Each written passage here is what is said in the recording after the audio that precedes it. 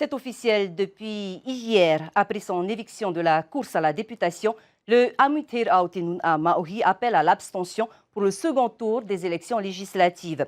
Une décision quasi unanime des membres du parti Orange, selon Gaston Floss, qui semble s'essouffler depuis 2017.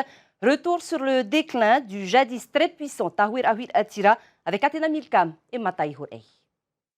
Le consensus a été trouvé tard dans la nuit.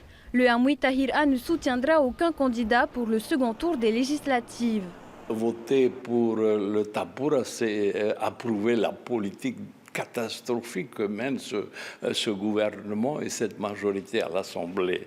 Voter pour le Tavenir Attira, on sait bien que leur objectif c'est de remettre Oscar Temaru à la présidence du pays.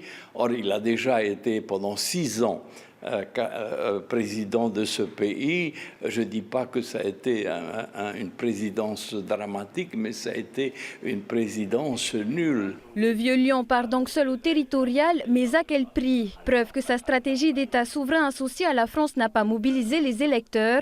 Le Amouy Tahir A perdu l'équivalent de 10 000 voix comparé à 2017.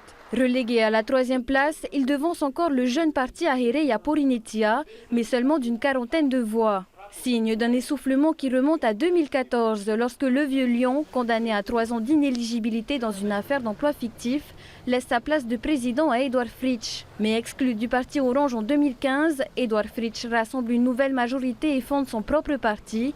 Depuis, c'est une succession d'échecs pour les Oranges.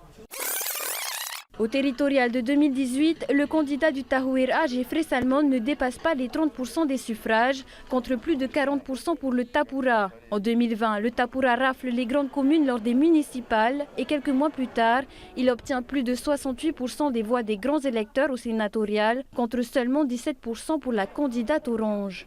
C'est pas une chute, je ne crois pas. Bon, c'est vrai que nous avons perdu beaucoup de voix, mais je pense que c'est rattrapable et en travaillant, et dès maintenant d'ailleurs, et sur le terrain, eh bien, nous arriverons à récupérer ce retard et même aller au-delà. Cette perte d'influence, Gaston Floss préfère la mettre sur le dos des ruptures au sein de l'ancien Tahouir A. Quant à ses multiples déboires judiciaires depuis l'an 2000, elle n'y serait pour rien. Tout le monde sait bien que c'est un acharnement de la justice contre moi. Non, ça n'a aucun effet sur l'électorat polynésien. Pas question pour autant pour le Vieux Lion de baisser les bras. Prochain objectif, les territoriales de 2023.